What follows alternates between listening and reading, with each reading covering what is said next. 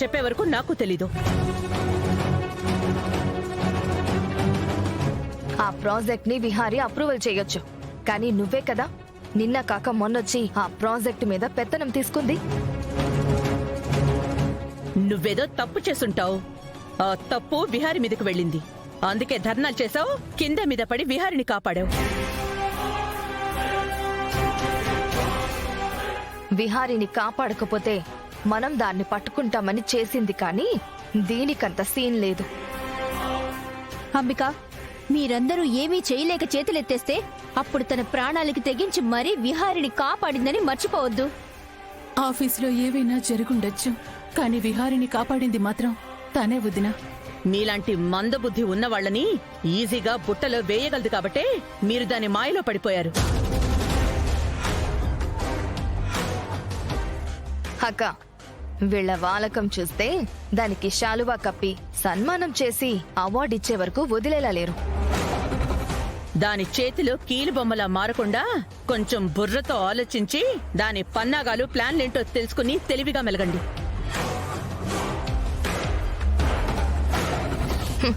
అంత బుర్రే ఉంటే దాని మాయలో ఎలా పడతారక్క? ఈ నాటకాలు, ఈ కథలు అన్ని పక్కన పెట్టి నీ మొగుడు ఎక్కడున్నాడో పిలిపించు. లేదా మదన్తో పెళ్లికి ఎప్పుడు సిద్ధం అవుతావో అది చెప్పు. ఆ విషయం తేల్చదుగా, అడిగేవాళ్లు అడగరు. ఇది ఈ కొంప పట్టుకుని వదలదు. ఇక ఇంతే ఈ రామాయణం. దీన్ని పొగిడే కార్యక్రమం తర్వాత పెట్టుకో. ముందు దీని పెళ్లి విషయం తేల్చు. అవతల మదన్ కి మేము సమాధానం చెప్పలేక చస్తున్నాం.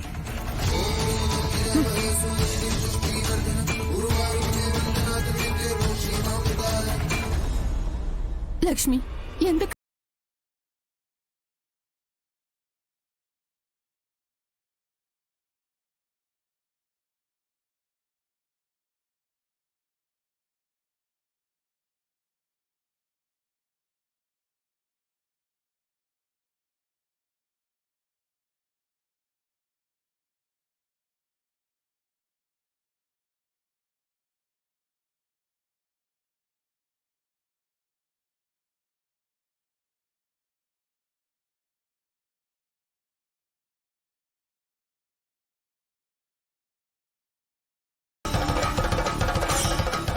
నీ కన్నీళ్లు, నీ బాధ చూస్తే నాకు అర్థమవుతుందమ్మా.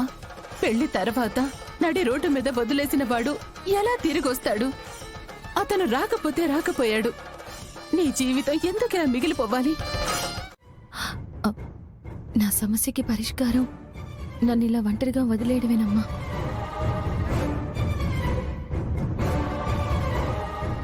అంటే జీవితాంతం ఏ తోడు లేకుండా కష్టాలని ఎదుర్కొంటూ కన్నీళ్లతో సావాసం చేస్తావా? నా తలరాతలో ఎలా ఉంటే అలా జరుగుతుంది. నిన్ను ఇలా ఎలా వదిలేస్తాం? నీ పైన నాకొక బాధ్యత ఉంది. నిన్ను ఎలాగైనా సెటిల్ చేయాలి. నీకొక కొత్త జీవితాన్ని ఇవ్వాలని నిర్ణయించుకున్నాను. అందుకే నేనొక నిర్ణయానికొచ్చాను.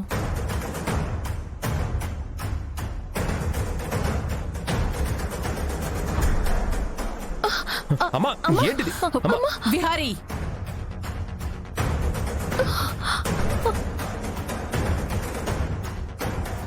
అమ్మా, అది అక్కడే వదిలేండి అమ్మా, ప్లీజ్ అమ్మా.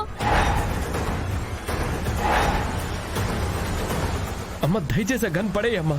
కాసేపు నువ్వు వాగు విహారీ.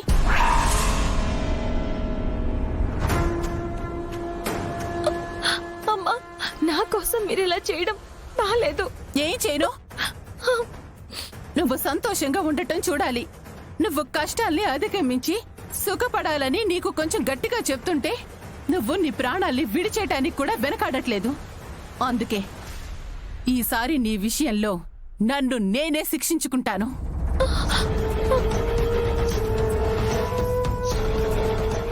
వద్దమ్మా, దయచేసి అలా చెయ్యొద్దు. మరి ఇంకేం చేయను? నువ్వు నీ భర్త కోసం ఎలాంటి ప్రయత్నం చెయ్యవు.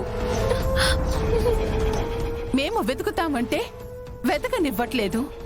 నీకు ఎలా చెప్పినా అర్థం కావట్లేదు. అందుకే ఫైనల్ గా ఇదే నా నిర్ణయం. వద్దమ్మా, ఆ పని మాత్రం చేయకండి. అయితే నువ్వే వెతికి నీ భర్తని తీసుకొస్తావా? నువ్వు బతికించిన ప్రాణాలివి.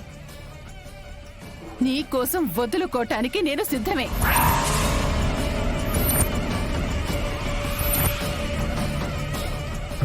అమ్మా అమ్మ తనకు కొంచెం టైం ఇద్దామమ్మా. టైం చాలా ఇచ్చాంరా. ఇంకెంత ఇస్తాం?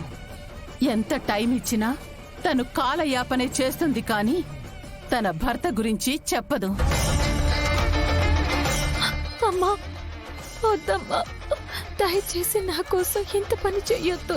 నేను చావకుండా ఉండాలంటే నువ్వు రేపటికల్లా నీ భర్త గురించి చెప్పు. లేకపోతే అతను నీకు తెలుసుంటే వాణ్ణి నా ముందుకు తీసుకొని రా.